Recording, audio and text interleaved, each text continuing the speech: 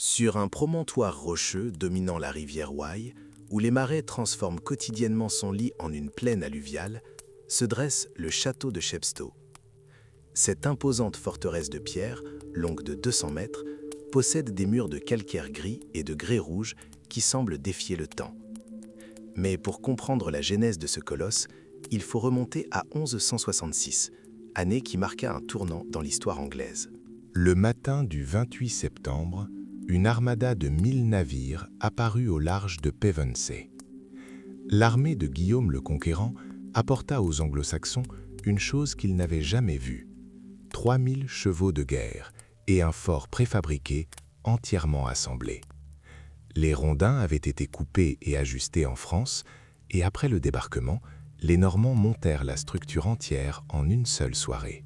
Tandis que la noblesse locale s'appuyait sur d'anciens remparts romains, les envahisseurs transformèrent la construction de châteaux en une véritable chaîne de montage. À cette époque, l'Angleterre était pratiquement sans défense face à ces nouvelles tactiques. Les chroniqueurs notaient que le pays ne comptait guère plus d'une demi-douzaine de véritables forteresses. Guillaume remédia à cette situation en couvrant l'île d'un réseau de châteaux à tertres et palissades. La technique était d'une simplicité ingénieuse. Un haut tertre de terre aux pentes abruptes était construit, et à son sommet, une tour en bois entourée d'une palissade était érigée. Au pied du tertre, une cour inférieure était aménagée pour la garnison et les provisions. De tels forts pouvaient être construits en quelques jours et ne nécessitaient que peu d'artisans qualifiés. C'est de ces fortifications temporaires que s'élevèrent ces géants de pierre. La grande tour de Chepstow, cœur du château, conserve encore sa maçonnerie du XIe siècle. Ses fenêtres romanes et ses imposantes murailles évoquent une époque où la vie n'appartenait qu'aux plus braves. Le château était bien plus qu'une simple demeure. Il devint un carrefour où convergeaient guerre, politique et économie. Aujourd'hui, en contemplant ces pierres patinées par le temps, nous contemplons l'âge d'or du Moyen-Âge. Chepstow, préservé des restaurations modernes, offre un témoignage unique d'une ère où le destin d'un royaume entier reposait sur la solidité de ses portes et la hauteur de ses remparts. Les légions romaines édifièrent des structures monumentales, mais leurs forts n'étaient pas encore des châteaux au sens traditionnel du terme. Il leur fallait des milliers de soldats professionnels pour maintenir leurs remparts imprenables.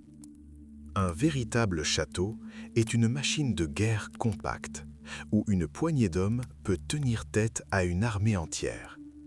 Ce concept, né à Byzance, connut son apogée en Europe au IXe siècle, lorsque les raids vikings dévastateurs contraignirent les nobles à construire des forteresses privées pour protéger leurs familles et leurs richesses. C'est l'absence de telles places fortes qui causa la chute de l'Angleterre anglo-saxonne. En octobre 1066, le roi Harold fut contraint de tout risquer lors d'une unique bataille. Il lui manquait tout simplement un réseau de fortifications lui permettant de se replier après un revers ou d'affaiblir l'ennemi par un siège prolongé. La sanglante bataille d'Hastings se termina par sa mort, et le sort du royaume se joua en un seul jour. Guillaume le Conquérant n'avait aucune intention de répéter les erreurs de son ennemi. Il entreprit d'encercler les territoires conquis d'un dense réseau de forts. Au début, il s'agissait de tours de bois construites à la hâte sur des buttes artificielles, mais elles furent bientôt remplacées par des forteresses de pierre. Les châteaux devinrent non seulement un moyen de défense contre les ennemis extérieurs, mais aussi un instrument de contrôle total sur les populations conquises. La chronique anglo-saxonne de l'époque relate avec horreur.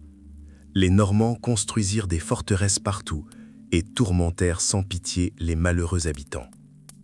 L'un des principaux artisans de ce nouvel ordre fut Guillaume Fitz-Osbern.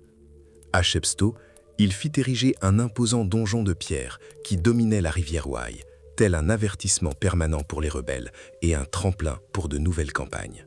À la fin du règne de Guillaume, les Normands contrôlaient le pays d'une main de fer. Cependant, cette stratégie avait un revers. Les châteaux conférèrent leurs propriétaires un pouvoir si colossal qu'ils commencèrent à oublier leur loyauté envers le roi. d'anciens alliés se muèrent en petits souverains, prêts à défier le monarque lui-même depuis leurs remparts imprenables. L'ère des grandes conquêtes céda la place sans heurts à des siècles de luttes féodales interminables. L'héritier de Chepstow, Roger de Breteuil, oublia rapidement toute prudence. En 1774, il défia Guillaume le Conquérant en personne. Cette audace eut une fin tragique. Lorsque le roi envoya à Roger, alors captif, de précieux vêtements pour Pâques, en signe de réconciliation, celui-ci les brûla ostensiblement. Ce bûcher de soie et d'or valut aux rebelles la prison à vie, et son château passa aux mains de la couronne. À cette époque, l'Angleterre connaissait une véritable frénésie de construction. Alors qu'on ne comptait que 6 châteaux dans le pays l'année du débarquement normand, un siècle plus tard, il y en avait déjà plus de 500. Le bois était rapidement remplacé par la pierre. Les croisades jouèrent un rôle de catalyseur. Les chevaliers qui survécurent au désert d'Orient rapportèrent les secrets des architectes byzantins et turcs. Les châteaux cessèrent d'être de simples collines fortifiées pour devenir de sophistiqués systèmes de défense. Les techniques d'ingénierie progressèrent. Les bâtisseurs comprirent que les angles droits constituaient un talon d'Achille. Ils pouvaient être facilement sapés ou détruits à l'aide d'un bélier. Ils furent remplacés par des tours rondes, privant les assaillants de tout abri. Les défenses se dotèrent de dispositifs redoutables. Herses, de lourdes herses et machicoulis étaient percées de meurtrières par lesquelles on lançait des pierres et du goudron bouillant était déversé sur la tête des assaillants. Même une simple fenêtre devint une étroite fente verticale, offrant à un archer une vue parfaite tout en restant totalement invulnérable. À l'intérieur de ces colosses de pierre, tout était méticuleusement planifié. Des puits profonds alimentant chaque étage en eau, aux escaliers en colimaçon, conçus pour permettre aux défenseurs de frapper plus aisément l'ennemi de leurs épées. L'apogée de cette évolution fut atteinte avec les forteresses d'Édouard Ier. Pour leur construction, il engagea le meilleur ingénieur d'Europe, Jacques de Saint-Georges.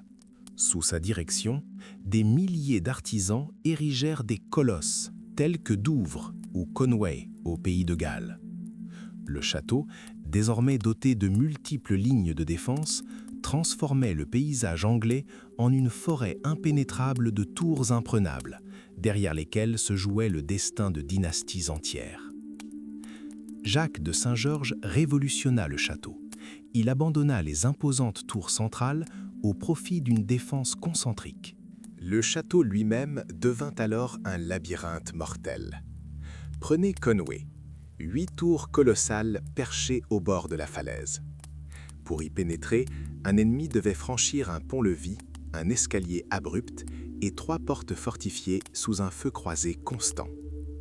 C'était un chef-d'œuvre d'ingénierie, conçu pour soumettre totalement le pays de Galles indomptable. Mais derrière ces murs impénétrables se cachait une structure sociale encore plus rigide, le féodalisme. Guillaume le Conquérant transforma l'Angleterre en une gigantesque machine militaire. Le roi possédait légalement toutes les terres qu'il distribuait aux barons en échange de leurs armes et d'une loyauté absolue. Ainsi naquit une caste de guerriers professionnels, pour qui la guerre était leur unique vocation et le sens même de leur existence. La famille Marshall en est un parfait exemple. John Marshall, que les chroniqueurs surnommaient le démon des enfers, possédait une force d'âme incroyable. Lors d'un siège, du plomb en fusion s'écoula du toit d'une église en flammes et lui éclaboussa le visage. John y perdit un œil, mais parvint à échapper aux flammes et à poursuivre le combat. Plus tard, lorsque le roi Étienne menaçait de pendre son jeune fils Guillaume pour la trahison de son père, John rétorqua froidement « Pendez-le. J'ai un marteau et une enclume pour forger de meilleurs fils que celui-ci. » Le garçon survécut miraculeusement, grâce à la clémence soudaine du monarque, qui, au lieu de l'exécuter, décida de jouer au chevalier avec lui coupant des têtes de bananiers. Cet otage sauvé, William Marshall, allait devenir une légende vivante. Parti de rien, Il deviendrait régent d'Angleterre, servirait 5 rois et gagnerait le titre de plus grand chevalier du monde. Ce sont précisément ces hommes, impitoyables, loyaux et d'une incroyable résilience, qui insufflèrent la vie à la froide pierre des forteresses britanniques. Les châteaux n'étaient que des instruments entre leurs mains, et l'histoire du pays à cette époque s'écrivit non pas à l'encre, mais dans l'acier des champs de bataille. La légende de Guillaume le Maréchal s'acheva tragiquement. L'évêque de Fermes maudit sa famille pour les terres volées, et la prophétie se réalisa avec une précision effrayante. Les 5 fils du grand chevalier moururent les uns après les autres, sans laisser d'héritier. La puissante dynastie s'éteignit tout simplement, et leur château de Chepstow passa aux mains de la famille Bigod. Les nouveaux propriétaires n'étaient pas réputés pour leur loyauté. Rebelles obstinés, ils levaient régulièrement l'épée contre la couronne. Dans l'imaginaire collectif, le chevalier est un éternel vagabond. Mais la réalité était plus prosaïque. Pour les seigneurs de l'époque, la terre primait sur la gloire. Tandis que les troubadours chantaient les croisades, les barons s'attelaient à la gestion de leur domaine. Ils rechignaient à quitter le confort de leur château, même sur ordre du monarque. Pourquoi périr dans les sables de Palestine ou les champs de France quand il y avait récolte et impôts à payer? La terre conférait un statut social et la politique n'était qu'un moyen de protéger ses intérêts financiers. Parallèlement, les rois dépouillèrent systématiquement la noblesse de son pouvoir.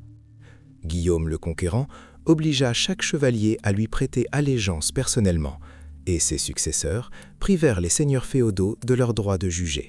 Les exécutions privées furent remplacées par des tribunaux royaux itinérants. Les lois étaient sévères. Le vol était puni de pendaison, la trahison d'aveuglement ou d'éviscération. Même l'architecture des châteaux changea de signification. Le donjon fut de plus en plus utilisé comme prison, donnant naissance au mot anglais « dungeon », donjon. La justice se débarrassa peu à peu de sa barbarie. Au XIIIe siècle, les ordalies furent abolies. Plus personne n'obligeait les accusés à saisir des fers rougis au feu pour prouver leur culpabilité. Cependant, le duel judiciaire demeurait un moyen légal de régler les différends par l'épée. Prenant conscience que la force brute ne conférait plus le pouvoir absolu, les aristocrates commencèrent à se disputer les fonctions publiques. L'ère des shérifs et des avocats s'ouvrit, où la plume et le sceau devinrent des armes aussi redoutables que la lance d'un chevalier. Le pouvoir se mesurait désormais non seulement à la longueur d'une épée, mais aussi au poids d'un sceau. Hubert de Burgh, justicier en chef d'Angleterre, parti de rien, s'éleva à des sommets quasi dictatoriaux. Mais en 1232, sa fortune devint sa malédiction. Il perdit tout. Suite à cela, la fonction fut de facto abolie et les véritables leviers du pouvoir passèrent au chancelier. Parallèlement, une véritable querelle éclata autour du poste de shérif. Ce dernier constituait l'instrument d'influence idéal. Impôts, police et tribunaux réunis en une seule fonction.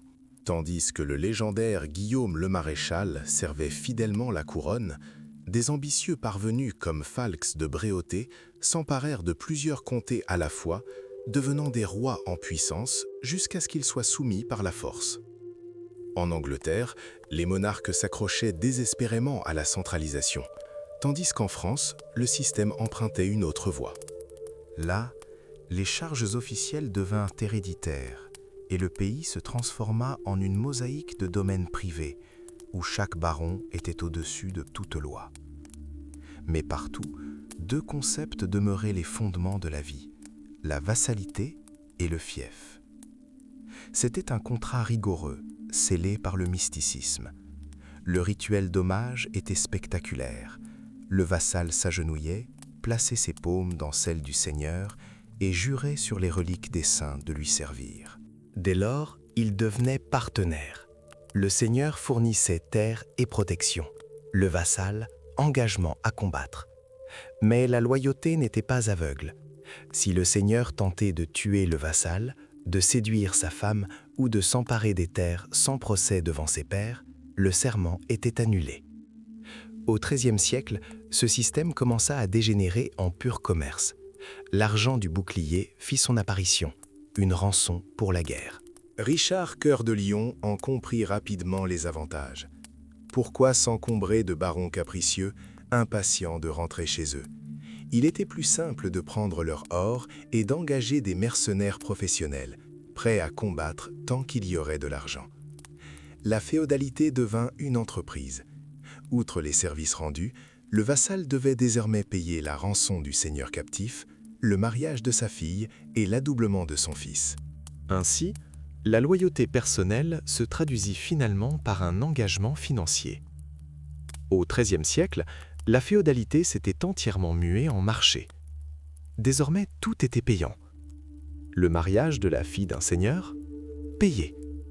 L'adoubement de son fils, payé.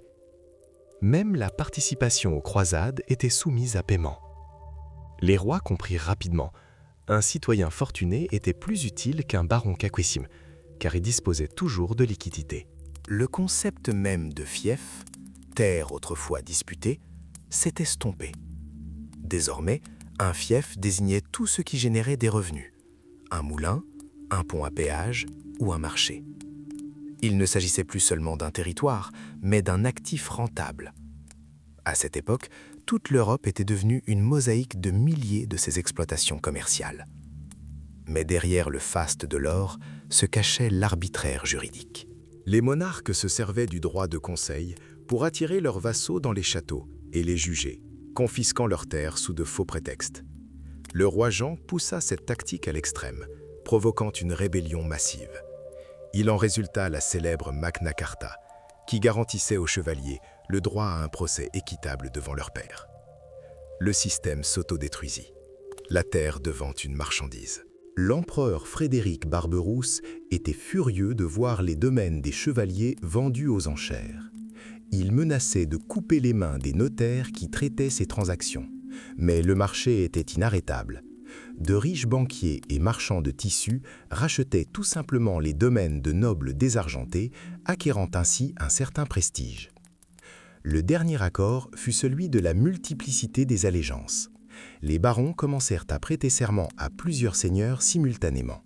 Le comte Robert de Flandre parvint avec brio à servir à la fois les rois d'Angleterre et de France. En cas de guerre, il se présentait personnellement devant l'un avec un petit détachement, envoyant le gros de l'armée à l'autre. Il ne s'agissait plus de trahison, mais d'une habileté juridique. Jean de Toul servit même 4 seigneurs à la fois. La loyauté personnelle céda la place à la liberté de choix. Le vassal devint un agent libre, choisissant toujours celui qui lui offrait le contrat le plus avantageux. Un baron retranché dans un château fortifié était bien plus qu'un simple serviteur. C'était un acteur politique de premier plan. Au XIIIe siècle, de tels hommes dictaient leurs conditions aux empereurs et forcèrent le roi d'Angleterre à signer la Magna Carta. Guillaume le Maréchal en est un exemple frappant. Célèbre pour sa loyauté absolue, ses agissements apparaissent aujourd'hui comme un dangereux jeu juridique. Il pouvait soutenir un prince rebelle contre son père légitime ou refuser de combattre pour son roi contre le monarque français, simplement parce qu'il avait prêté serment aux 2 souverains pour des terres différentes. Pour le maréchal, le contrat féodal était sacré, mais le monde qui l'entourait évoluait rapidement. Ce que l'ancienne garde considérait comme un honneur, la nouvelle génération le qualifiait déjà de trahison. Tandis que les chevaliers s'enorgueillissaient de leur lignée, ils étaient surpassés par ceux qui savaient gérer l'argent. Les barons exploitaient les paysans jusqu'à l'extrême, mais les marchands et les tisserands des villes se montraient bien plus efficaces. Les châteaux se transformèrent en édifices fiers, mais économiquement stériles. L'histoire de Roger Bigode illustre parfaitement comment la politique peut mener à la ruine. Cet incorrigible rebelle dilapida toute sa fortune dans sa lutte contre la couronne et fut finalement contraint de céder ses terres pour éponger ses dettes. Ainsi, de grandes forteresses, propriétés de l'aristocratie depuis des siècles, devinrent biens de l'État. Mais un château était avant tout une demeure. Le cœur de la vie s'y déroulait dans la grande salle. Là, l'hôte trônait sur une estrade, assis dans un fauteuil massif, affirmant son statut devant ses convives massés sur de simples bancs. Des nappes blanches immaculées recouvraient les tables et des torches et des lampes à huile brûlaient dans les murs. Pourtant, sous ce vernis se cachait une dure réalité. Le sol était recouvert de roseaux, rarement changés. Au fil des ans, des os rongés, de la bière renversée et des excréments d'animaux s'accumulaient sous les pieds des convives. On tentait de masquer cette odeur nauséabonde avec des brassées de menthe et de lavande fraîche, mais le parfum du confort médiéval demeurait indélébile. Un château médiéval n'était pas seulement une forteresse, mais aussi un champ de bataille contre le froid éternel. Longtemps, le seul réconfort résidait dans une cheminée à foyer ouvert, placée au centre de la salle. La fumée s'échappait cependant par une ouverture dans le toit, obturée par une tourelle munie de clapets. Les seigneurs les plus vaniteux y plaçaient des effigies d'argile, de rois ou de chevaliers, d'où s'échappaient alors des volutes de fumée spectaculaires. Ce n'est que plus tard qu'apparurent les cheminées, dont les parois étaient spécialement épaissies pour que la pierre absorbe la chaleur et réchauffe la pièce jusqu'aux petites heures du matin. À l'intérieur, le château ne ressemblait en rien à des sinistres ruines grises. Les murs étaient blanchis à la chaux, peints de rose écarlate imitant la pierre, ou encore revêtus de luxueux tons vert et or. De lourdes tapisseries y étaient suspendues, non seulement pour leur beauté, mais aussi pour protéger des courants d'air glacés qui soufflaient dans les couloirs. Les cuisines étaient généralement installées dans la cour intérieure. Cuisiner dans le bâtiment principal était dangereux. Feux ouverts et planchers en bois étaient synonymes de catastrophe. Lors des banquets, l'ampleur des festins était stupéfiante. Au couronnement d'Édouard Ier, des blocs entiers de cuisine temporaire surgirent autour du palais, où des montagnes de viande mijotaient dans d'immenses chaudrons à ciel ouvert. Non loin de là, derrière un mur de pierre, des jardins fleuris d'iris et de roses, et des truites vivantes attendaient leur heure dans des étangs. Pendant des siècles, l'espace privé est resté un luxe. Au début, les propriétaires dormaient dans la pièce commune, derrière un paravent. Puis, ils ont emménagé dans un solar, une chambre séparée. Le meuble principal était un immense lit, transporté de domaine en domaine, démonté. Des judas, de minuscules fenêtres permettant aux seigneurs d'observer secrètement tout ce qui se passait en bas, étaient souvent dissimulés dans les murs de ces chambres. Un tel secret sauvait parfois des vies. Un jour, un mercenaire armé d'un couteau s'introduisit furtivement dans la chambre du roi Henri III. Mais le monarque était absent.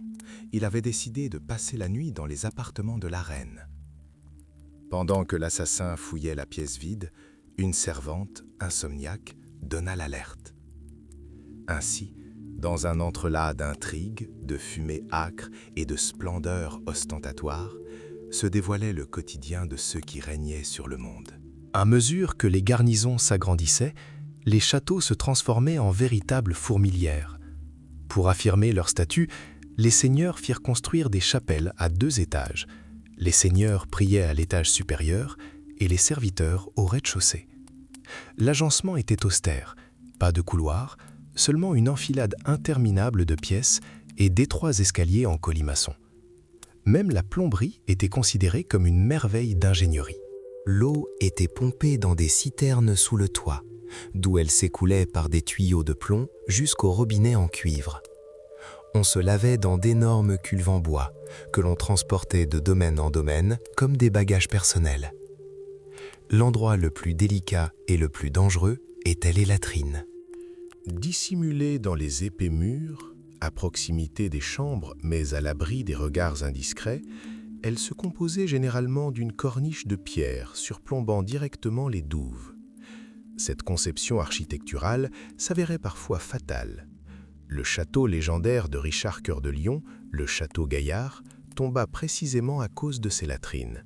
Des soldats ennemis y pénétrèrent en escaladant une canalisation d'égout. Le roi Henri III détestait tellement l'odeur des eaux usées qu'il dépensa des sommes exorbitantes pour déplacer les latrines, afin d'éviter les puateurs avant son arrivée. Pour prévenir les incendies dans ces lieux, l'utilisation des bougies était strictement surveillée. Un jour, un mégot oublié faillit incendier l'abbaye après être tombé sur un lit de foin sec servant de papier toilette. À la fin du XIIIe siècle, le confort l'emporta finalement sur la tradition. L'apparition des cheminées permit à la noblesse de s'enfermer dans ses appartements, laissant les vastes salles communes aux domestiques. Les seigneurs ne souhaitaient plus dîner à la même table que leurs serviteurs, préférant leur confort personnel aux coutumes séculaires. Dans les romans de chevalerie de l'époque, les dames étaient célébrées comme des créatures fragiles, à la peau plus blanche que le lys, mais la dure réalité les réduisait à de simples marchandises. La maîtresse d'un château maîtrisait rarement son propre destin. Elle était un atout précieux dans les jeux politiques. Rois et seigneurs troquaient littéralement la tutelle d'orphelins fortunés. Le sort d'une héritière de 3 mois pouvait se décider en quelques centaines de livres, car ses terres, ses troupeaux et ses moulins intéressaient bien plus les hommes que ses sentiments. Celle qui ne correspondait pas à ses manœuvres financières n'avait qu'une seule issue, l'exil. Tandis que les garçons apprenaient à tuer, à chasser aux faucons et à participer à des tournois, les filles de familles nobles étaient préparées à une vie intellectuelle bien plus riche. Latin, écriture, lecture et même échecs. En matière d'éducation, les jeunes filles surpassaient souvent leurs frères de loin. Mais cette intelligence brillante était confinée à un cadre rigide. L'enfance s'achevait brutalement. À 12 ans, une fille était officiellement considérée comme une fiancée. À 14 ans, elle était mariée et à 20 ans, elle élevait déjà plusieurs enfants. Si une femme parvenait à survivre à toutes ses naissances, à 30 ans, elle devenait souvent grand-mère ou veuve fortunée. Pour une noble, le mariage était une simple transaction financière, où les sentiments n'avaient aucune importance. Cependant, il y avait aussi des scandales retentissants.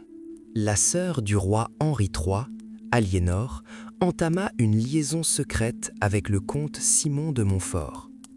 Le monarque, furieux, admit plus tard avoir été contraint de les marier sous la menace de la honte, afin de dissimuler le déshonneur de sa sœur qui avait choisi l'amour contre la volonté de la couronne. La loi réduisait l'épouse à l'ombre de son mari. Elle ne pouvait ni gérer ses terres, ni se présenter devant la justice sans son consentement. Mais si le seigneur partait à la guerre, au Parlement ou en croisade, la frêle dame se métamorphosait en une gestionnaire inflexible. Elle administrait de vastes domaines, s'occupait des finances et recevait des invités de marque. Ce pouvoir caché donna lieu à de nombreuses satires sur les épouses obstinées. On disait en plaisantant que si une telle femme se noyait dans un ruisseau, il fallait chercher son corps en remontant le courant, car même morte, elle continuerait à braver les règles.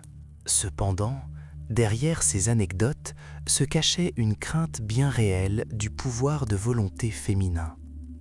L'histoire a conservé le nom de la comtesse Isabelle Arundel, qui réprimanda publiquement le roi pour avoir enfreint les lois.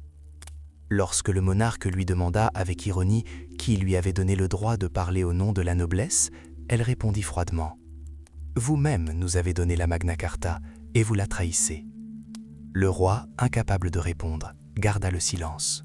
La maîtresse du château, au Moyen Âge, n'était pas un simple ornement, mais le pilier sur lequel reposait tout le monde féodal. Isabelle d'Angoulême, veuve du roi Jean, a instrumentalisé les liens familiaux à des fins politiques impitoyables. Lorsque sa fille de 10 ans fut promise au puissant comte de Lusignan, Isabelle l'écarta purement et simplement et se rendit elle-même à l'autel. Elle écrivit froidement à son fils, le roi Henri III, qu'elle agissait ainsi uniquement pour préserver ses terres. En réalité, elle prit sa propre fille en otage, refusant de la renvoyer en Angleterre tant qu'elle n'aurait pas reçu l'intégralité de l'argent et des châteaux qui lui étaient dus. Tandis que certaines se battaient à la table des négociations, d'autres prenaient les armes. La comtesse Elvis d'Évreux écarta complètement son époux, gérant personnellement les barons et se lançant dans les aventures militaires les plus périlleuses. L'impératrice Mathilde, quant à elle, déclencha une véritable guerre civile en Angleterre. Une fois victorieuse, elle agit avec une telle autorité et une telle sévérité que les chroniqueurs masculins en tremblèrent d'indignation. Lorsque la chance tourna et que Mathilde se retrouva prise au piège dans Oxford assiégé, elle réussit une évasion légendaire. De nuit, dans une violente tempête de neige, elle revêtit des robes blanches et traversa la glace à pied, passant devant les patrouilles ennemies, disparaissant littéralement dans le manteau blanc. Elle se trouva confrontée à une autre Mathilde, l'épouse du roi Étienne. Cette femme était décrite comme fragile, mais aussi déterminée qu'un homme. Elle mena personnellement des troupes sur Londres, ordonnant d'incendier et de piller tout sur son passage. Dans ce monde d'épées d'acier, même des reines octogénaires comme Aliénor d'Aquitaine continuaient d'imposer leur volonté, se déplaçant de château en château et décidant du sort des couronnes. C'est dans ce contexte que naquirent la culture des troubadours et les célèbres cours d'amour. Les nobles dames de l'époque prononcèrent un verdict paradoxal. Le véritable amour ne saurait exister au sein du mariage. Car dans une union, les époux sont liés par le devoir et les obligations sociales, tandis que la véritable passion est un don gratuit, offert de plein gré, sans aucune contrainte. Ces femmes n'étaient pas des simples ornements lors des banquets. Elles furent les architectes d'une nouvelle éthique et les véritables maîtresses du chaos féodal. Dans les cours d'amour où régnaient les femmes de la noblesse, des lois qui nous paraissent aujourd'hui insensées étaient en vigueur. Un jour, la comtesse de Champagne fut chargée d'un étrange différend. Une femme avait promis à un chevalier sa faveur si jamais elle perdait son amant. Quelque temps plus tard, elle épousa ce dernier et déclara au chevalier « La promesse est annulée, car j'aime toujours mon mari. » Mais la cour prononça un verdict stupéfiant. « Puisque vous êtes mariés, le véritable amour est mort. » La femme fut contrainte de tenir sa promesse et de donner littéralement son amour au chevalier. Pour l'élite médiévale, le mariage était un marché et la passion un don gratuit, inacceptable sous l'autel. Les amants échangeaient des signes secrets. Une bague se portait à l'auriculaire, la pierre tournée vers l'intérieur, et les lettres n'étaient jamais signées. Mais cette douce illusion romantique dissimulait une brutale hypocrisie. Tandis que les rois entretenaient ouvertement des dizaines d'enfants illégitimes, l'adultère était puni de honte ou de mort. Sous Philippe le Bel, les amants des princesses n'étaient pas seulement exécutés, ils étaient castrés et traînés vivants à cheval jusqu'à l'échafaud. Les scientifiques de l'époque ont alimenté la polémique. Ils affirmaient avec conviction que les femmes étaient naturellement insatiables et tiraient 2 fois plus de plaisir sexuel que les hommes. À cause de cette croyance absurde, les tribunaux classaient souvent les affaires de viol sans suite. On supposait que si une femme tombait enceinte, c'est qu'elle avait forcément atteint l'extase, et par conséquent qu'elle avait consenti. Le code de la chevalerie exigeait la galanterie, mais en réalité, la courtoisie n'était qu'une belle façade. Un homme qui chantait les louanges d'une dame en poésie pouvait, sans hésiter, briser le nez de sa femme pour une remarque anodine faite devant des invités. La femme demeurait un objet passif, dans un monde où son honneur appartenait à son père ou à son mari, et où ses propres désirs étaient considérés comme un signe de faiblesse coupable. Ce monde paradoxal mêlait sérénade sublime et cruauté primitive, jetant les bases de ce que nous appelons aujourd'hui l'amour romantique. Le château n'était pas qu'un ensemble de murs de pierre froide, mais un mécanisme complexe, une véritable corporation médiévale. 2 vies parallèles s'y déroulaient, une suite militaire prête au combat et une vaste armée de serviteurs, assurant la survie de cette fourmilière. Si vous pensez que les nobles titrés ne faisaient que se battre, considérez l'étiquette de la cour. Pour un baron, le plus grand honneur était de prendre un bassin à un serviteur et de servir personnellement le roi pour qu'il se lave les mains. C'était une lutte acharnée pour le statut et la proximité avec le monarque, transformant les simples domestiques en élite politique. Mais le véritable cerveau et le cœur du château, c'était l'intendant, le sénéchal. Homme d'une poigne de fer, il cumulait les fonctions de directeur financier, de juge suprême et de responsable logistique. Il ne se contentait pas de donner des ordres. Le sénéchal parcourait personnellement tous les domaines plusieurs fois par an, vérifiant absolument tout, de l'état des sabots des chevaux de trait à la densité de l'herbe dans les pâturages. Ces rapports étaient empreints d'une agitation fébrile. Ici, il achetait des centaines de mètres de tissus pour les distribuer aux pauvres. Là, il tentait de vendre du vieux vin des caves à profit avant que les marchés de la ville ne soient inondés par les nouvelles vendanges. Le contrôle était strict, voire paranoïaque. La viande n'était coupée qu'en présence du gérant et chaque morceau était compté avec précision avant d'être remis au cuisinier. Il savait exactement combien de miches de pain chaque sac de blé devait permettre de faire. Toute anomalie ou tout vol commis par le boulanger était immédiatement décelé lors du contrôle comptable du soir. Les invités représentaient un véritable casse-tête logistique. Lorsqu'un prince débarquait au château avec 30 cavaliers et une horde de serviteurs, c'était comme une invasion de sauterelles. Ces nobles parasites pouvaient dévorer en une semaine les provisions d'avoine et de foin d'une année. Le sénéchal devait faire preuve d'une ingéniosité hors du commun pour éviter que le château ne s'effondre après une telle visite. La vie derrière les murs était une lutte sans fin pour les ressources, où l'ordre parfait et le calcul rigoureux étaient tout aussi précieux que la bravoure sur le champ de bataille. Chaque rose versée en guise de loyer symbolique et chaque livre de fer importé du port étaient les pierres angulaires de la grandeur du seigneur féodal. Pendant 4 jours, une brève mention apparaît dans les livres de comptes. Ils sont toujours là. Puis, presque un cri du cœur de l'intendant, ils sont encore là et cette journée est insupportable.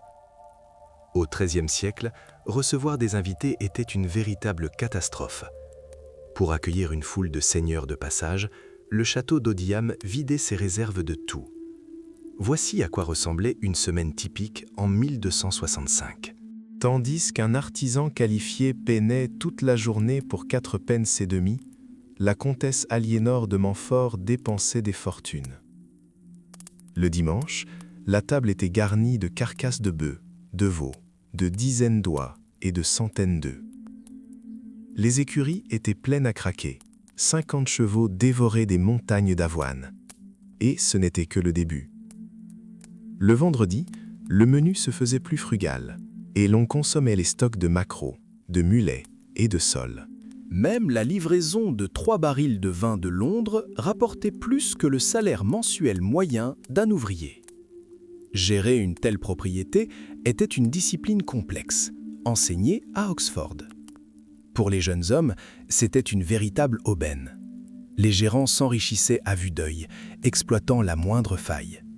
Le chevalier Poins Piper, parti de presque rien, se fit construire un palais de pierre avec des serres, sous le règne d'Henri III. Les moralistes de l'époque prédisaient l'enfer à de tels hommes d'affaires, mais de leur vivant, ils menaient une vie de luxe. Toute une armée de professionnels s'activait derrière les murs du château. Des gaufriers aux blanchisseuses qui lavaient non seulement le linge, mais aussi les cheveux du maître. Les messagers jouaient un rôle particulier. Leur travail était extrêmement périlleux. Un jour, le baron Walter de Clifford, furieux contre une missive royale, força un pauvre courrier à avaler littéralement la lettre, seau de cire compris. L'aumônier assurait la vie spirituelle, tandis qu'un serviteur spécialisé, l'aumônier, était chargé de la distribution des aumônes. Il veillait à ce que les restes de table soient destinés aux pauvres et non aux serviteurs voleurs. Mais la générosité était rare. Si certains nourrissaient des centaines de pauvres, d'autres, comme Lord Bogo de Clerc, organisaient des festins somptueux pour ne donner aux mendiants qu'1 sou à la fin de la journée.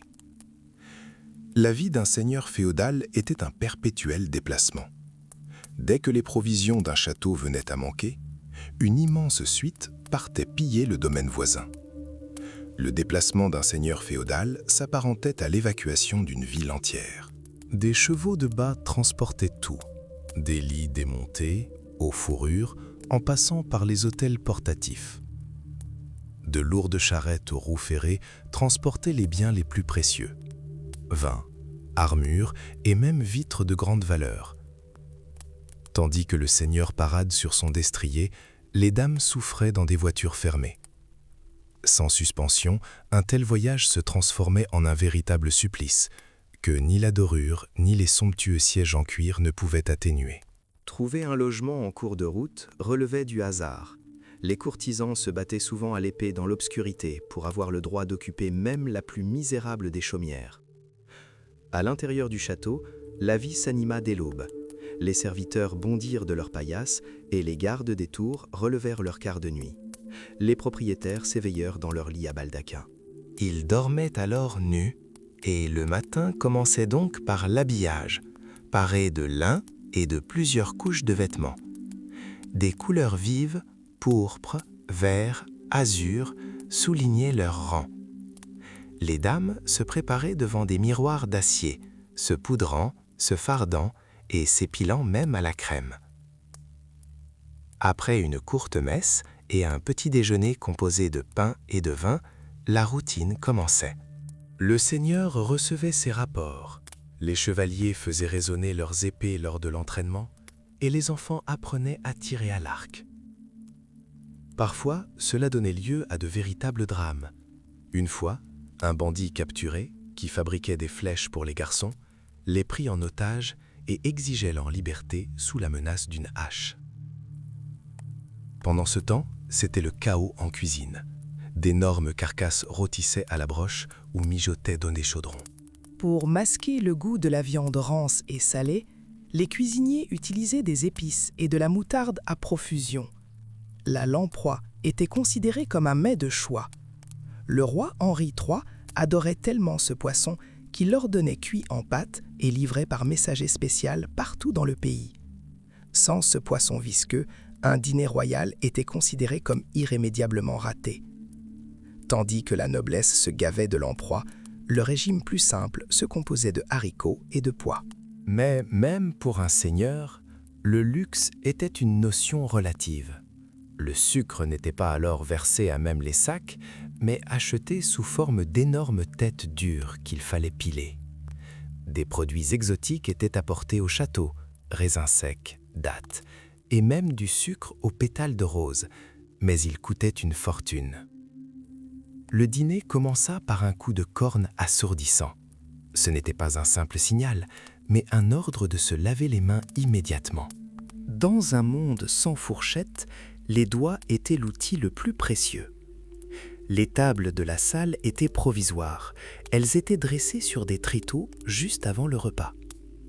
Oubliez les assiettes. La viande était posée sur un tranchoir, une épaisse tranche de pain rassis qui absorbait la graisse et les sauces chaudes. À cette époque, le vin était un pari risqué. Faute de bouchons hermétiques, il finissait par tourner au vinaigre au bout d'un an. Les chroniqueurs se plaignaient que le vin de la cour était si trouble et nauséabond qu'il fallait le siroter en serrant les dents, les yeux fermés de dégoût. Les domestiques étaient encore moins chanceux. On leur servait de la bière, souvent immonde et imbuvable. Les règles de bienséance étaient strictes. Il était interdit de rôter, de poser les coudes sur la table ou de se servir de trop grosses portions. La nourriture était souvent partagée dans un seul bol. Avoir les mains propres était donc la garantie d'éviter les disputes avec son voisin. Mais lors des grands festins, la pudeur disparaissait. Au mariage de la fille d'un roi, on pouvait sacrifier 60 taureaux pour servir d'appât. Les convives se voyaient servir des paons, des cygnes et même des grues rôties. Après le repas, la salle résonnait des harpes et des luttes, tandis que de sévères chevaliers chantaient des ballades d'amour et des récits des croisades. Tout finissait par des parties de jeu ou des réjouissances bruyantes. Tout le monde, même les prêtres, jouait aux échecs et aux dés pour de l'argent. Et parfois, le divertissement dépassait toutes les limites. Un jour, Le roi Henri III et sa suite furent tout simplement la cible de jets de pierres, de pommes et de mottes de terre lors d'une promenade dans le jardin, pour plaisanter. Le Moyen-Âge était un monde où les bonnes manières pouvaient se transformer en rixe à tout moment. Parfois, les plaisanteries lors des festins dépassaient toutes les limites. L'un des chapelains, jouant le rôle du bouffon, se mettait, au beau milieu des réjouissances, à presser du jus de raisin vert directement dans les yeux des convives, provoquant un fou rire hystérique. Après le dîner, venait le temps du repos. Mais même là, la suspicion était de mise. Les moralistes de l'époque grommelaient que les veillées nocturnes des chevaliers près de la cheminée, une fois les seigneurs couchés, ne menaient qu'au gaspillage et au péché. Le rituel du coucher lui-même ressemblait à une cérémonie élaborée pour le seigneur du château. Le chambellan ôtait ses chaussures, le coiffait, lui apportait un manteau chaud et chassait toujours les chats et les chiens de la chambre. Ce n'est qu'après avoir vérifié le vase de la chambre et souhaité bonne nuit que le serviteur tirait le lourd baldaquin du lit. Mais le véritable frisson commençait à l'aube. La chasse n'était pas un simple passe-temps, c'était le sens même de la vie. Les gardes-chasse évaluaient la taille du gibier d'après la forme de ses excréments et les griffures sur l'écorce des arbres, puis les meutes de chiens se lançaient à la poursuite. Si le cerf était chassé pour le plaisir de la traque, une rencontre avec un sanglier se transformait en un combat mortel. Cette bête rusée ne quittait pas sa tanière sans avoir étudié le moindre bruissement, et ses crocs pouvaient déchirer un homme du genou à la poitrine d'un seul coup fulgurant. Une sortie royale pour une telle chasse ressemblait davantage à une expédition militaire, avec des centaines de rabatteurs, d'archers et de maîtres chiens. Le summum du loisir aristocratique était la fauconnerie. Le fier oiseau vivait dans la chambre du maître et l'accompagnait partout, perché à son poignet. Dresser ce prédateur exigeait une patience incroyable. Pour apprivoiser un faucon sauvage, on lui cousait temporairement les paupières et on lui posait sur la tête un bonnet de cuir, le clos-bout-de-choc. Privé de la vue, l'oiseau apprenait à ne se fier qu'à la voix et aux mains de l'homme, se fiant à son goût et à son ouïe. Le fauconnier le portait à son poignet pendant des jours, dans l'obscurité la plus totale, le privant de sommeil, jusqu'à ce que le chasseur sauvage se transforme en un allié dévoué. Ce n'est qu'après un entraînement aussi rigoureux que le faucon devenait le trésor le plus précieux et le plus prestigieux d'un seigneur médiéval. Pour inciter le faucon à attaquer, on utilisait un leurre, une imitation de proie faite d'ailes d'oiseau auquel était attaché un morceau de viande. L'oiseau était d'abord dressé au bout d'une longue corde. Le fauconnier lui retirait son capuchon, chantait des phrases spécifiques et laissait le rapace goûter à la friandise. Lorsque le faucon s'était habitué à revenir à l'appel, la corde était retirée et le moment décisif arrivait. L'oiseau s'élançait 10 points du fauconnier pour prendre son envol. L'entraînement était rigoureux. Pour dresser un gerfaut à attaquer une grande grue, on utilisait parfois des appâts vivants, afin d'entraîner le rapace à frapper avec précision. Le fauconnier idéal était un homme au sommeil léger et à la patience d'acier. Il devait non seulement maîtriser l'oiseau à la perfection, mais aussi le soigner avec des onguents complexes à base d'herbes et de vinaigre. Les lévriers travaillaient souvent de concert avec le faucon. Nourris dans la même gamelle, ils devenaient des alliés. Pendant que le lévrier débusquait les canards des fourrés côtiers, le faucon attendait haut dans le ciel, planant au-dessus de la tête de son maître avant de plonger à la vitesse de l'éclair. Mais au Moyen-Âge, la chasse était bien plus qu'un simple sport. Elle était l'expression suprême du pouvoir. Guillaume le Conquérant transforma de vastes territoires en réserve royale. Pour avoir tué un cerf, voire un lièvre, un braconnier encourait un châtiment cruel, l'aveuglement. Même les nobles barons n'étaient pas autorisés à chasser sur ces terres, et les pattes de leurs chiens étaient délibérément mutilées, 3 griffes coupées, afin qu'ils ne puissent plus poursuivre le gibier. La forêt avait la fâcheuse habitude de se venger de ses maîtres. Le fils du conquérant, Guillaume le Roux, mourut dans la nouvelle forêt dans des circonstances plus que suspectes. Alors qu'il poursuivait un cerf, une flèche tirée par son serviteur aurait ricoché sur un arbre et atteint le roi en plein cœur. Le monarque, dont les lois étaient haïes de tout le pays, fut ramené en ville sur une simple charrette, tel un cadavre de sanglier. Son successeur, Henri II, n'était pas moins obsédé par la forêt. Il passait tout son temps à cheval, du lever au coucher du soleil. Ses contemporains murmuraient que le roi manifestait bien plus de zèle pour les plaisirs de la forêt que pour la piété ou le gouvernement. La forêt royale de l'Angleterre médiévale devint un État dans l'État, doté de ses propres lois rigoureuses. En 1217 fut promulguée la Charte des forêts, un document qui codifiait la terreur à la chasse. Désormais, chaque clairière était surveillée par une véritable armée de fonctionnaires, gardes forestiers, gardes-chasse et intendants, qui comptaient même les porcs entrant dans la forêt pour s'y nourrir. La justice était à plusieurs niveaux. Les petits vols de broussailles ou de miel étaient traités localement, mais le meurtre d'un cerf était impitoyablement puni. Tous les 7 ans, une cour royale itinérante parcourait les comtés. C'était le moment de vérité. Les forestiers présentaient des preuves matérielles, pointes de flèches, peaux et manteaux ensanglantés trouvés sur les suspects.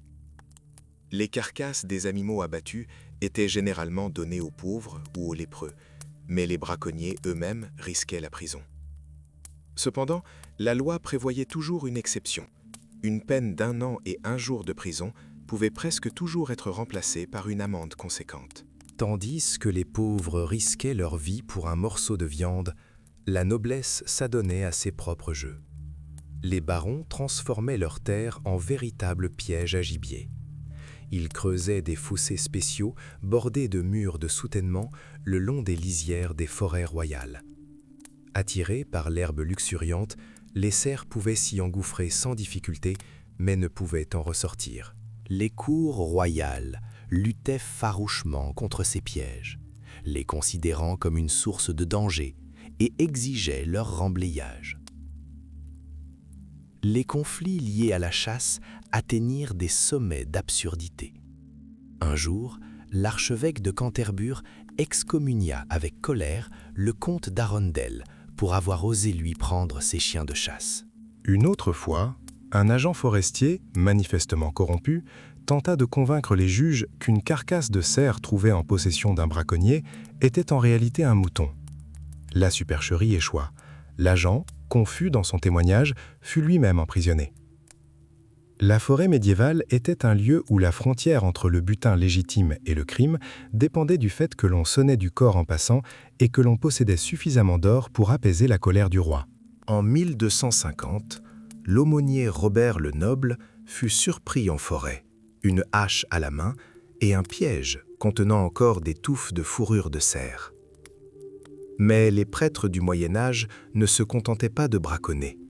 Ils défiaient ouvertement l'autorité. Un jour, un groupe de clercs, après avoir abattu 8 cerfs, décapita l'un d'eux et l'empala sur un pieu, lui enfonçant un fuseau dans la gueule. C'était un message audacieux adressé au roi lui-même. Si un clerc se retrouvait en prison, ses confrères recouraient à la falsification.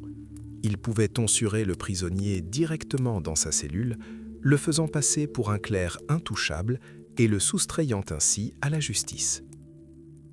Les forestiers, chargés de protéger le gibier, devinrent un véritable fléau pour la région. Ils extorquaient des pots de vin aux paysans en leur offrant du grain et du bétail, tandis que Geoffrey l'Anglais, fonctionnaire royal, ruinait des familles nobles en leur infligeant des amendes exorbitantes, même pour la mort accidentelle d'enfants. La population réagit avec une haine viscérale.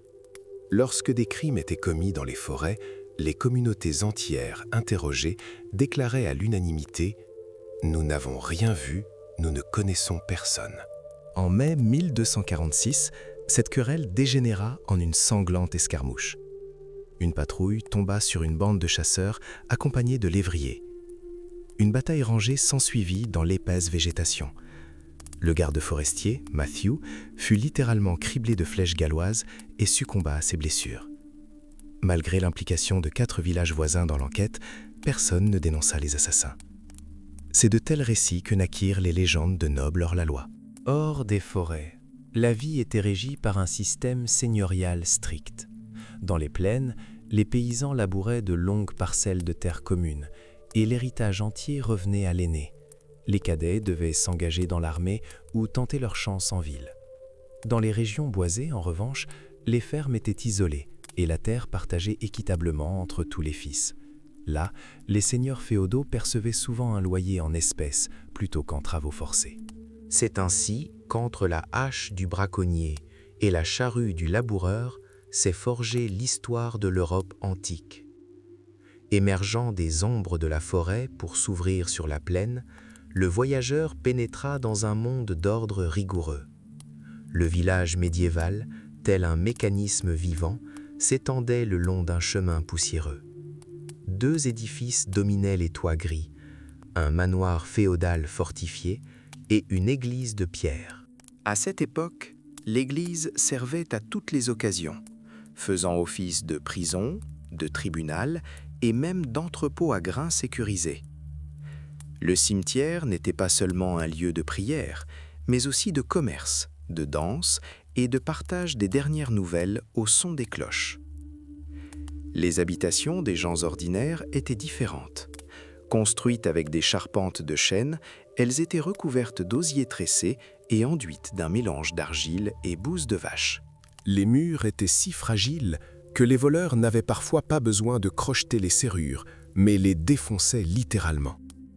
À l'intérieur, une unique pièce occupait un espace exigu au sol de terre battue recouvert de roseaux. Au centre, une cheminée fumait et dans un coin, sous le même toit de chaume, des vaches allaitaient. En hiver, leur chaleur était le seul réconfort face au froid glacial. Le plus grand trésor d'un paysan n'était pas l'or, mais ses bœufs, ses poules et ses cochons. Contrairement à la légende, le village ne vivait pas uniquement pour lui-même. On cultivait du blé spécifiquement pour le vendre et ainsi générer des revenus pour payer les impôts. Le reste des céréales servait à faire du pain et de la bière de qualité, tandis que les pois et les haricots entraient dans la composition du ragoût quotidien. L'agriculture exigeait une discipline de fer et un système triennal. Pendant qu'une parcelle restait en jachère, les autres nourrissaient la communauté. Une lourde charrue était tirée par un attelage de bœufs, et les femmes et les enfants suivaient le laboureur, brisant les mottes de terre à l'aide de battoirs en bois. Mais le fardeau le plus lourd était le manque de liberté. La plupart des paysans étaient des serfs. Ils n'avaient pas le droit de quitter leur terre, de marier leurs filles, ni de vendre une vache sans l'autorisation du seigneur. Pendant la moitié de la semaine, un paysan était contraint de travailler sans rémunération dans les champs du seigneur. Ce n'est que durant la période intense des moissons que le seigneur féodal offrait aux travailleurs un festin généreux, viande, fromage et tonneaux de bière. Ainsi, dans un cycle sans fin d'impôts et de terres arables, s'écoulait la vie d'un homme du Moyen-Âge. La vie dans un village médiéval ne se résumait pas à labourer sans cesse. Ce monde clos avait ses notables et ses marginaux. Le meunier était considéré comme l'homme le plus riche et, en même temps, le plus haï de la région. Il détenait le monopole. Pour avoir le droit de transformer le grain en farine, il prélevait une part importante de la récolte. Les paysans le croyaient d'une ruse sans scrupule, substituant le meilleur grain au grain pourri. Une devinette populaire circulait même. Quelle est la chose la plus courageuse au monde ? La chemise du meunier, car elle attrape un voleur à la gorge chaque jour. Les artisans libres, forgerons et charpentiers, vivaient aux côtés des vilains. Ils ne travaillaient pas dans les champs du seigneur, mais payaient leurs privilèges par leur labeur, ferrer les chevaux du seigneur et réparer les lourdes charrues. Même les plus pauvres journaliers bénéficiaient d'un rare moment de répit. Il existait une coutume du coup de chance. À la fin de la fenaison, le seigneur pouvait lâcher un mouton dans le champ, et si les faucheurs l'attrapaient, Ils avaient le droit de le rôtir et de le manger sur place. Malgré l'autorité formelle du seigneur féodal, le village était une communauté dynamique et, à sa manière, démocratique. Toutes les questions importantes étaient décidées lors d'assemblées générales. C'est là que les voisins décidaient collectivement du début des récoltes et de l'ordre de pâturage de leurs troupeaux. Afin de prévenir les vols, il était strictement interdit aux habitants de faire entrer des charrettes dans les champs après le coucher du soleil, ou d'accéder aux champs de céréales par des chemins secrets en contournant la porte principale. L'ordre était maintenu par le tribunal local, dont les audiences se tenaient souvent en plein air, à l'ombre d'un vieux chêne. Il n'y avait ni avocat ni long discours. Le sort d'une personne était décidé par 12 jurés, choisis parmi les voisins, qui connaissaient absolument tout de la vie de l'accusé.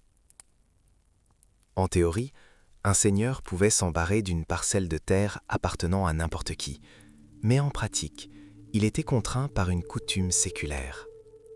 La tradition primait sur la volonté du seigneur. Si un paysan remplissait fidèlement ses devoirs, nul n'osait l'expulser de sa parcelle. Et si l'on offrait à un paysan le choix entre la liberté individuelle et une lopin de terre supplémentaire, il choisirait la terre sans hésiter.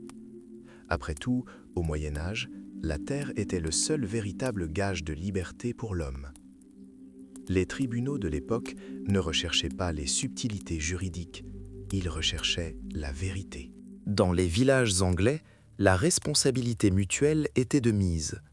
Les hommes étaient répartis en groupes et si l'un d'eux commettait une infraction, les 10 voisins devaient payer l'amende. Ce système incitait les gens à se surveiller les uns les autres mieux que n'importe quel shérif. Mais l'homme le plus haï de la région demeurait le bailli, l'intendant du seigneur. De sombres légendes circulaient sur son avidité. On racontait qu'un jour, le bailli rencontra le diable. Le diable promit de ne prendre que ce que les gens lui offriraient volontairement, de tout leur cœur. Ils croisèrent d'abord un laboureur maudissant ses bœufs avec colère, puis une mère réprimandant son enfant désobéissant. Mais le diable les laissa tranquilles, sachant que ce n'était que des paroles en l'air. Et ce n'est que lorsqu'ils rencontrèrent une veuve, dont le bailli avait pris la dernière vache la veille, et qui, en larmes, maudit son bourreau, que le diable sourit. La malédiction était sincère. Il s'empara du bailli et l'emporta directement aux enfers. Le lien entre les paysans et le seigneur était l'ancien. Il s'agissait généralement du propriétaire terrien le plus respecté, tiraillé entre la loyauté envers ses voisins et le service rendu au seigneur féodal. Il veillait sur chaque charrue et chaque mouton, ne rêvant que d'abandonner cette autorité au plus vite. Dominant ce monde, l'église était le seul édifice de pierre au milieu d'une mer de toits de chaume.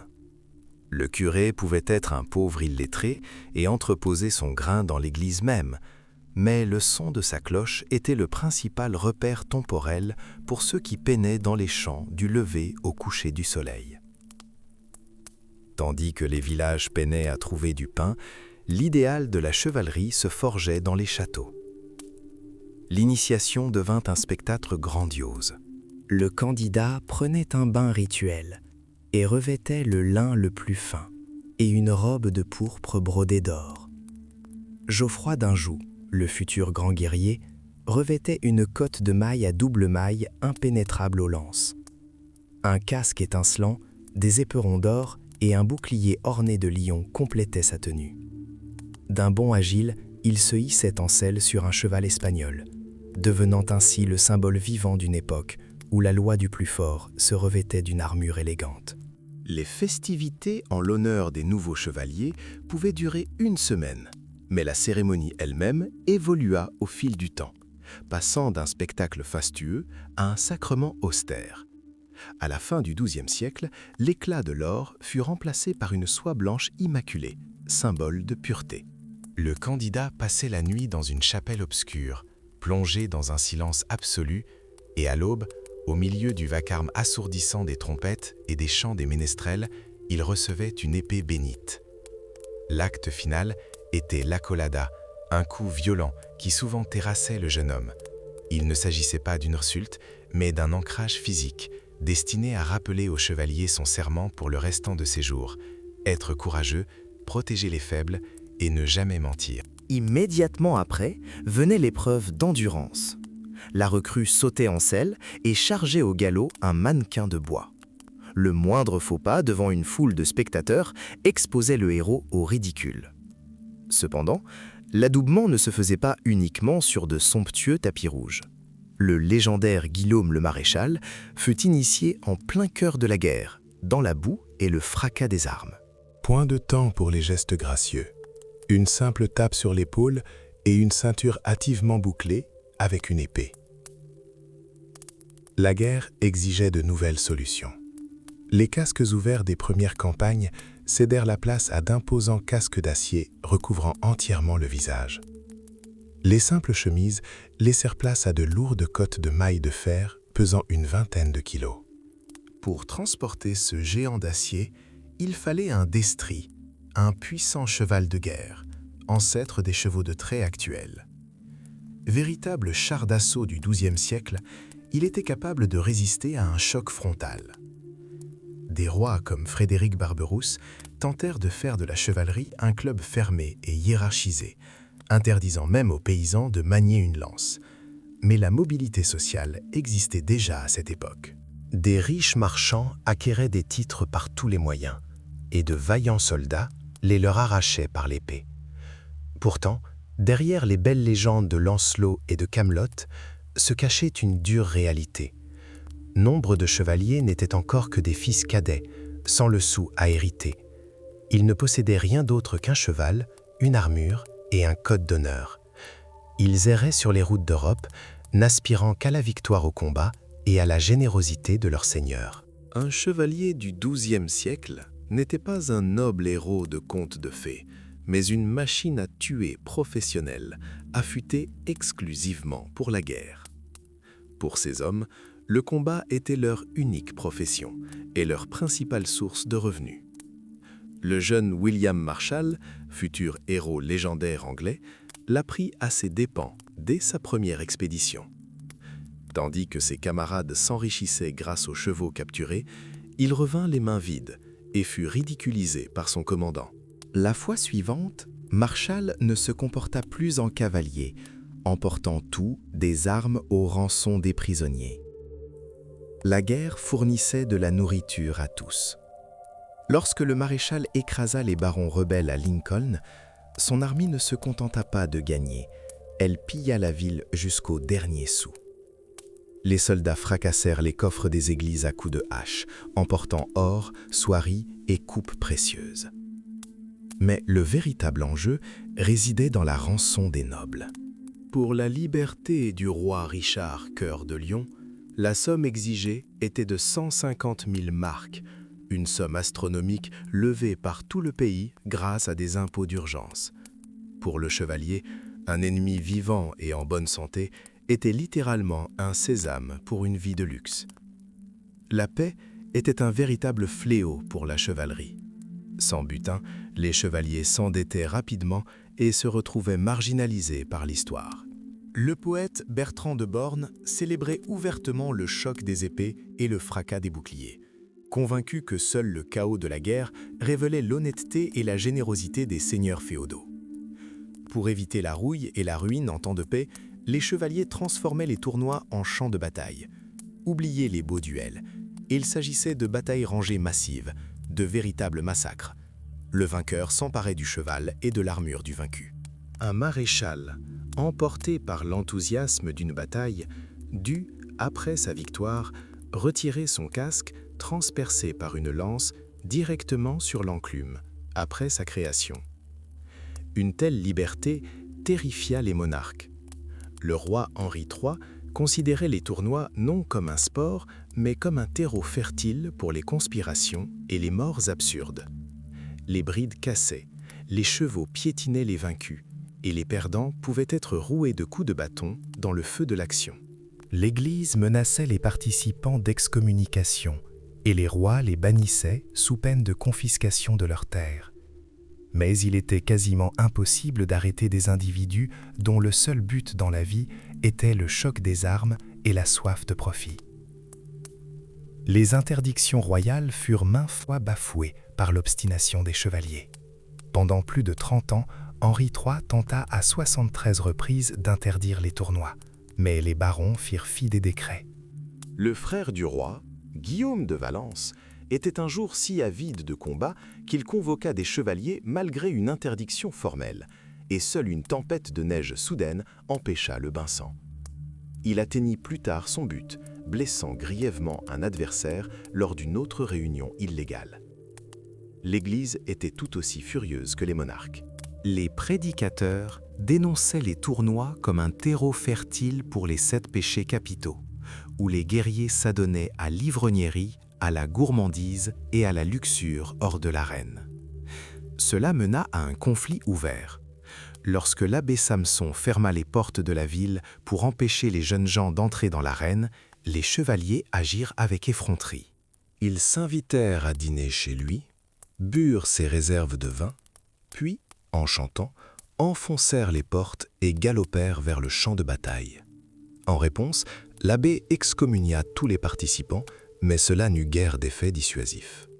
Au milieu du XIIIe siècle, les massacres sanglants commencèrent à se transformer en combats plus élégants, organisés autour de tables rondes.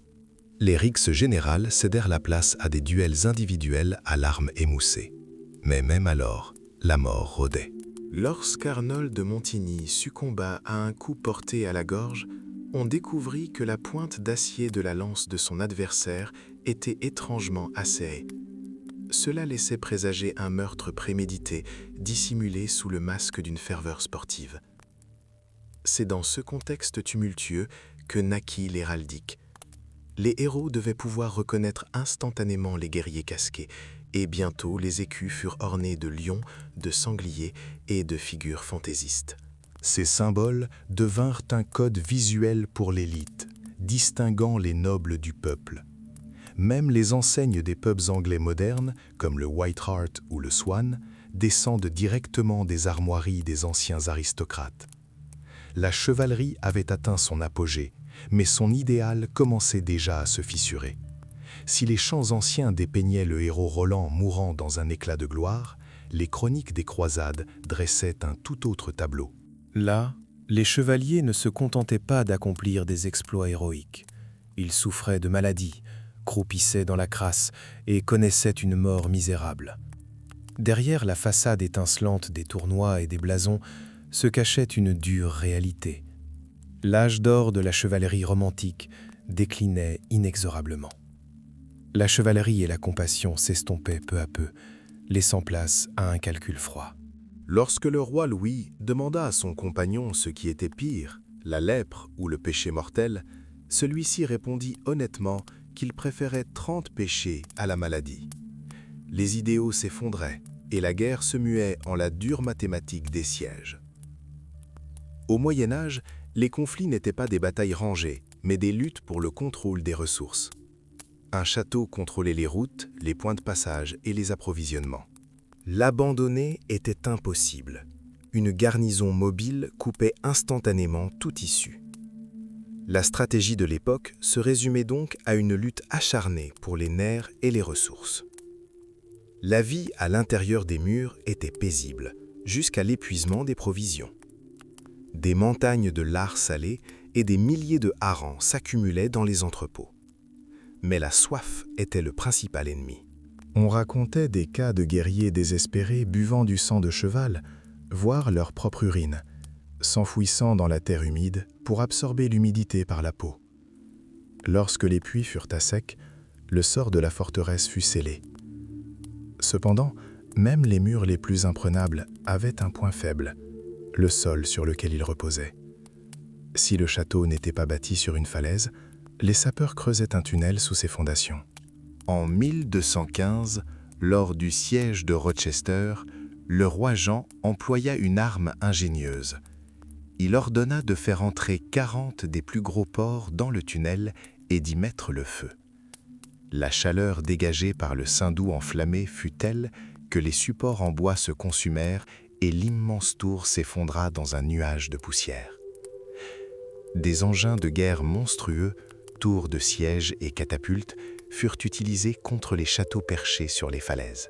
Les tours, revêtues de cuir brut pour se protéger du feu, progressaient lentement vers les remparts, transportant les troupes d'assaut à l'intérieur. Pendant ce temps, des machines de torsion, des engins gigantesques actionnés par des cordes torsadées, déchaînaient une pluie de pierres sur les défenseurs. Dans cette bataille, ce n'était pas l'épée la plus tranchante qui importait, mais la ruse des ingénieurs et la taille du puits. L'ère des chevaliers héroïques cédait enfin la place à celle des destructeurs professionnels. Si les ingénieurs ne parvenaient pas à saper les fondations, le trébuchet, véritable roi des sièges, entra en action. Il ne s'agissait pas d'une simple fronde géante, mais d'un instrument de destruction d'une précision redoutable. Tandis que les catapultes classiques ratissaient le sol, le trébuchet, actionné par un système de lourds contrepoids, projetait méthodiquement des blocs de 40 kg en un point précis. Lors du siège de Montségur, une telle machine tirait un projectile toutes les 20 minutes, jour et nuit, jusqu'à ce qu'un trou béant soit creusé dans la maçonnerie. Pour résister à un tel déluge de feu, les murs de Windsor durent être épaissis jusqu'à une hauteur incroyable de 6 mètres. Les défenseurs ripostèrent avec l'acier. L'arbalète régnait en maître sur les remparts. Contrairement à l'arc long, elle ne nécessitait pas des décennies d'entraînement, mais pouvait percer une armure à 350 mètres. L'arbalétrier n'avait qu'à caler son pied dans l'étrier, armer la corde de son arc avec son crochet de ceinture et devenir un tireur d'élite, à l'abri derrière les créneaux de la tour. En 1224, ce fut un véritable enfer au mur de Bedford. Pendant 8 semaines, Henri III harcela le château rebelle à coups des jets de pierre, tandis que des sapeurs creusaient des tunnels. Lorsque les contreforts du donjon principal furent incendiés, une fumée âcre envahit les salles, enfumant littéralement la garnison. Le dénouement fut d'une brutalité inouïe. 80 défenseurs périrent sur l'échafaud, juste devant les murs qu'ils avaient si vaillamment défendus. Mais les châteaux n'étaient pas toujours pris d'assaut. Parfois, le sort de la couronne se jouait sur l'ingéniosité ou un mépris des règles d'hygiène. Château-Gaillard, la forteresse imprenable de Richard Cœur d'Alion, fut conquise par les latrines. Un détachement français s'y faufila tout simplement par les étroits conduits d'évacuation. Tous les moyens étaient bons. Des chevaliers se cachaient dans des charrettes à grains, se déguisaient en marchands ou attendaient qu'un espion déguisé en femme leur révèle les plans de l'ennemi. Un siège n'était pas seulement une bataille de machines, mais aussi une épreuve de ruse, où la victoire pouvait avoir autant l'odeur de la fumée des incendies que celle des eaux usées des douves. Dans cette guerre, ce n'étaient pas les plus braves qui survivaient, mais les plus patients et les plus calculateurs. Le siège de Kenilworth commença par un incident insolite. Le fils de Simon de Montfort échappa à l'ennemi en chemise de nuit en traversant un lac à la nage. Mais les rires cédèrent rapidement la place au sang. Les défenseurs tinrent bon, abattant les imposantes tours de siège d'un tir précis et raillant du haut des remparts l'archevêque qui tentait de les excommunier. Seules la faim et la dysenterie contraignirent la garnison à se rendre la veille de Noël. À l'est, Bohémond de Tarente s'empara d'Antioche, réputée imprenable, non par l'assaut, mais par la ruse. Il corrompit le commandant des tours, simula la retraite de toute l'armée, et à la tombée de la nuit, ses hommes escaladaient déjà les remparts et massacraient les gardes endormis. Au matin, la ville était aux mains des croisés. Parfois, la trahison devenait la seule loi. Le chevalier Robert Fitzhubert, considéré comme l'incarnation du vice, s'empara du château de Devizes par la ruse, mais tomba lui-même dans le piège d'un voisin encore plus perfide. Jeté en prison, torturé, il fut finalement pendu sous les yeux de ses hommes, qui s'empressèrent de vendre la forteresse à l'ennemi. La guerre en Angleterre frôla parfois la folie pure. Winchester fut le théâtre d'un véritable siège des assiégeants. La ville fut réduite en cendres. Des mercenaires prirent d'assaut les églises, et des religieuses s'enfuirent terrorisées devant les flammes. Lorsque l'armée de l'impératrice Mathilde tenta de battre en retraite, les routes étaient jonchées de chevaux morts et de trésors abandonnés. C'était un spectacle à la fois grandiose et pitoyable. Un château n'était pas qu'un simple rempart, mais un ressort prêt à l'action. Des forteresses comme Pembroke servaient de base de départ. C'est de là que les chevaliers partaient à la conquête de l'Irlande et à la pacification du pays de Galles. Source inépuisable de pouvoir, il ne nécessitait que peu d'entretien et seulement une alerte rapide en cas d'attaque. Mais même ce carnage avait son propre rythme. La vie au château obéissait non seulement aux ordres du seigneur, mais aussi à l'ancien cycle de la nature. L'année commençait à la Saint-Michel, lorsque les intendants réglaient les comptes et que les paysans lâchaient leurs troupeaux dans les champs moissonnés. De Noël à Pâques, des semailles à la récolte, la guerre guettait toujours son heure, tant que la terre nourrissait ceux qui la défendaient. Dans l'Angleterre médiévale, le mois de novembre était surnommé le « mois sanglant ». C'était une période de grande nécessité. La nourriture se faisant rare pour l'hiver, le bétail était abattu en masse, et la viande salée et fumée pour se conserver jusqu'au printemps. Mais immédiatement après cette période sombre, venaient les vacances les plus longues et les plus frénétiques de l'année. Les fêtes de Noël duraient 2 semaines, et pendant ce temps, l'ordre normal du monde s'effondrait littéralement. Les offices religieux se transformaient en une joyeuse fête foraine. Le 1er avril, les prêtres, masqués, chantaient des chansons obscènes et mangeaient des saucisses grasses à même l'autel, tandis que des enfants déguisés en évêques dirigeaient la messe. Les châteaux renforçaient leur sécurité à cette période. Les seigneurs engageaient des gardes supplémentaires, anticipant des troubles dus à la foule indisciplinée. Une bûche de Noël géante brûlait dans la grande salle pendant 12 nuits consécutives, et les paysans festoyaient aux côtés de leurs seigneurs. Il est vrai qu'ils payaient souvent eux-mêmes le repas, apportant le pain, la bière et même leur propre nappe.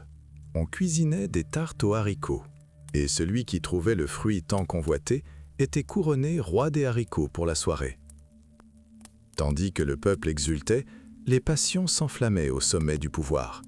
Le roi Henri III, contrairement à une tradition séculaire, était avide, et au lieu de distribuer chèles en or et vêtements de luxe, il extorquait un tribut à ses sujets. Pendant ce temps, des cortèges de mimes défilaient dans les rues de Londres à la lueur de centaines de torches. Mais des citoyens, déguisés en empereurs et en papes, se rendaient dans les palais pour jouer aux dés avec les princes et danser jusqu'à l'épuisement. Mais les festivités prirent inévitablement fin. Le premier lundi après l'Épiphanie était le lundi des laboureurs. Les jeunes gens s'attelaient aux charrues et réclamaient de l'argent à tous ceux qu'ils croisaient. Refuser signifiait des ennuis. La foule joyeuse risquait de labourer les terres juste devant la porte de l'avare. Avec l'arrivée de février, l'agitation retomba. Le temps de la purification et du carême était arrivé. Les autels des églises, autrefois si lumineux, étaient recouverts de rideaux de deuil, et les fêtards de la veille se recueillaient en silence pour prier. Le cycle des festins, des réjouissances et de l'humilité bouclait son cycle, préparant le peuple à un nouveau printemps et à une nouvelle guerre. Après l'humilité du carême, arrivait Pâques, apportant avec elle non seulement des prières, mais aussi des divertissements bien particuliers. Le lundi de Pâques, les femmes donnaient gentiment une petite fessée à leur mari, et le lendemain, ces derniers leur rendaient l'appareil.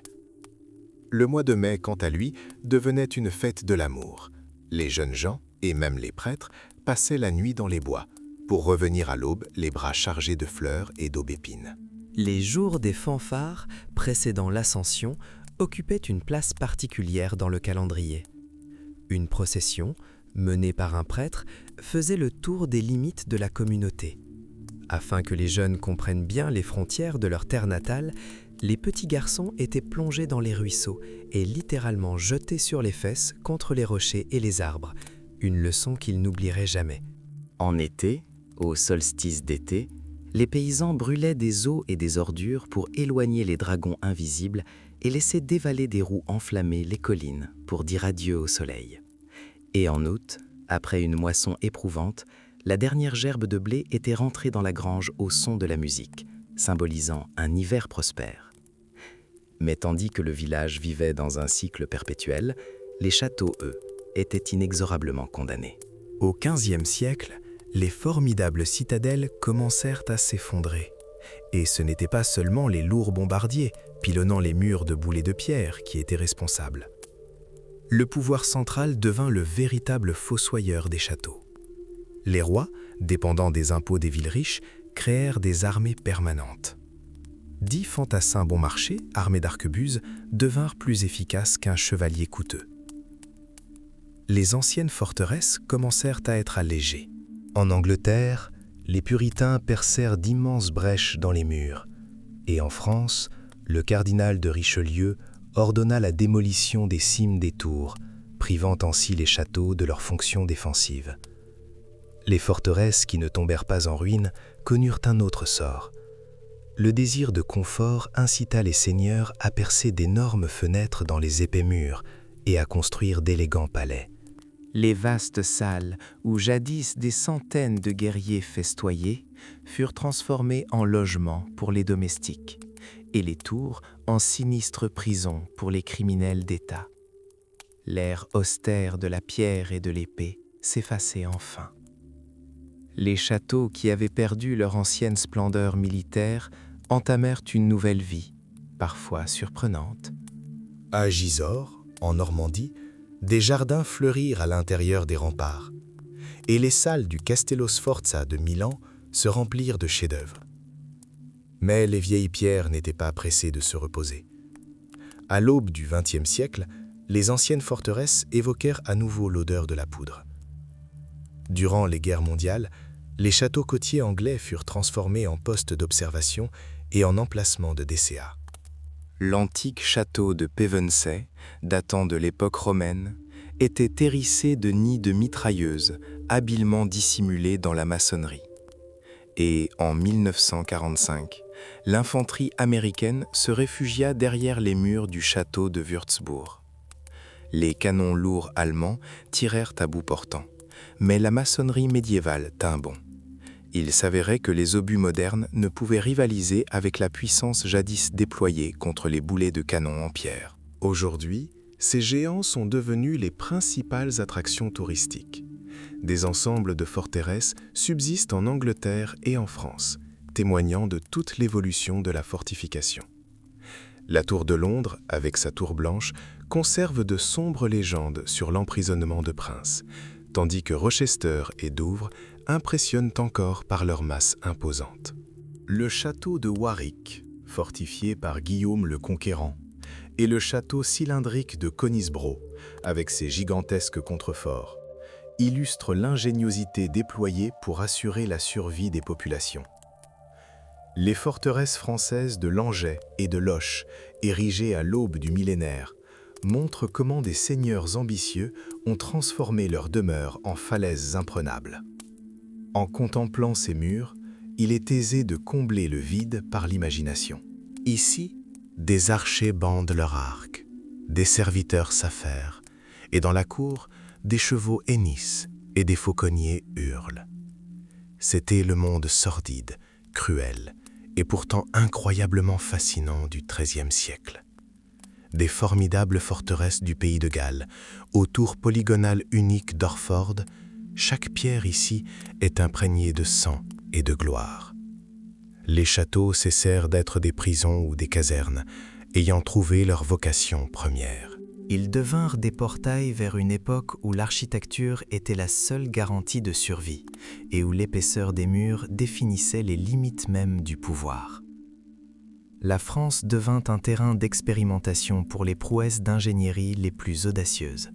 Prenez la Roche-Guyon. Son donjon mord littéralement la roche au-dessus de la Seine, ses escaliers secrets perçant la falaise comme les artères d'un géant de pierre. Mais le véritable triomphe de la fortification est le château Gaillard. Richard Cœur de Lion érigea ce chef-d'œuvre en une seule année, créant un bouclier ondulé unique qui défiait toute logique d'assaut. À Chinon et à Angers, l'histoire semble s'être arrêtée. C'est ici que Jeanne d'Arc décida du sort de la couronne, et dans d'épaisses casemates, les derniers Templiers attendirent leur sentence. Les châteaux s'élevèrent, devenant les gratte-ciel du Moyen-Âge. Le donjon de Vincennes culmine à 51 mètres, devenant une ville autonome où le roi dominait ses sujets, protégé par un cercle de douves. Même le château de Pierrefonds, reconstruit à partir de ruines, nous rappelle que derrière ces élégantes flèches se cachait toujours la puissance des doubles enceintes. Plus au sud, sous le soleil italien, les pierres étaient imprégnées non seulement de sang, mais aussi de trahison politique. Le rude Canossa se souvient de la plus grande humiliation de l'histoire, l'empereur Henri qui implora le pardon pieds nus dans la neige pendant 3 jours. Frédéric II, surnommé le miracle du monde, transforma les forteresses en énigmes mathématiques. Son Castel del Monte est un octogone mystique, où chaque pierre obéit aux lois de la géométrie. À Gradara, les murs résonnent encore de la tragédie de Paolo et Francesca, célébrée par Dante. Et dans les colosses de briques de Milan, la famille Sforza bâtit son pouvoir sur la peur et l'invincibilité. Ces forteresses étaient des citadelles personnelles, où d'élégantes arcades dissimulaient des pièges et des passages sinueux destinés aux assassins. L'Espagne, quant à elle, devint le théâtre d'un perpétuel affrontement de civilisations. Des alcazabas musulmanes, comme Almeria, s'élevèrent à même les crêtes arides. L'immense forteresse de Gormas, offerte au légendaire Cid, étendait ses remparts sur près d'1 kilomètre, dominant les terres désolées de Castille. Ici, l'architecture était rudimentaire et fonctionnelle. Un mélange de gravats et de mortier formait un monolithe capable de résister à des décennies de siège sous un soleil de plomb. Des tours normandes austères aux géants de briques lombards, ces remparts ont dicté la volonté de nations entières. La pierre n'offrait pas seulement la sécurité, elle imposait la soumission. Chaque tour était une affirmation du droit à la vie, et chaque douve une frontière entre grandeur et oubli. L'Espagne a transformé ses châteaux en trésors et en sombres cachots. À Cordoue, Pierre le Cruel cacha de l'or derrière une tour de 40 mètres, et les murs de la Mota rappellent la majesté de la reine Isabelle, la folie de sa fille Jeanne et l'audacieuse évasion de César Borgia lui-même. Peñafiel se dresse figé au-dessus du Douro, tel un gigantesque navire de pierre, ses ponts s'étirant le long d'une étroite crête. Quant au château de Coca, il est devenu un chef-d'œuvre de briques rouges. Ici, des artisans musulmans ont créé un labyrinthe aussi élégant que mortel, où chaque créneau et chaque embrasure étaient conçus pour résister aux tirs d'artillerie impitoyables. Dans les contrées germaniques, les imposantes tours à flanc de montagne dominaient le paysage. Le château de Trifels, perché au sommet d'une falaise abrupte, devint une prison dorée pour Richard Cœur de Lion. Et le château de Marksbourg extorqua pendant des siècles un tribut sanglant aux marchands rhénans. Même en Suisse, pourtant paisible, le château de Chillon s'éleva des eaux du lac, transformant une île rocheuse en un piège impénétrable. Dans les Alpes, Hohensalzbourg se dresse, un morceau de terre sainte au cœur de l'Europe, bâti selon les plans rapportés par des chevaliers des lointaines croisades. Mais le véritable summum de la fortification fut forgé dans les sables brûlants du Levant. Les Templiers et les Hospitaliers y construisaient des forteresses capables de résister à un siège pendant des années, en parfait isolement. Le château de Saône était protégé par des douves colossales, creusées directement dans la roche jusqu'à la profondeur d'un immeuble de 9 étages. Cependant, c'est le Krach des Chevaliers qui devint une véritable légende. Ce géant survécut à 12 sièges, demeurant, selon ses contemporains, une épine perpétuelle dans le pied des Sarrasins. Ces murs étaient si parfaits que l'ennemi ne pouvait même pas espérer un assaut loyal. Le Krach ne tomba que par ruse. Le sultan musulman Baybars envoya aux défenseurs une lettre falsifiée leur ordonnant de se rendre. Les 300 derniers chevaliers quittèrent la citadelle avec honneur, laissant derrière eux un symbole de puissance et de génie absolu. Ces pierres sont bien plus que des simples ruines. Elles incarnent la volonté figée d'un peuple qui savait qu'à l'âge des épées, un seul château bien bâti valait une armée de 10 000 hommes, et qu'une simple brèche dans les remparts pouvait changer le cours de l'histoire pour des nations entières.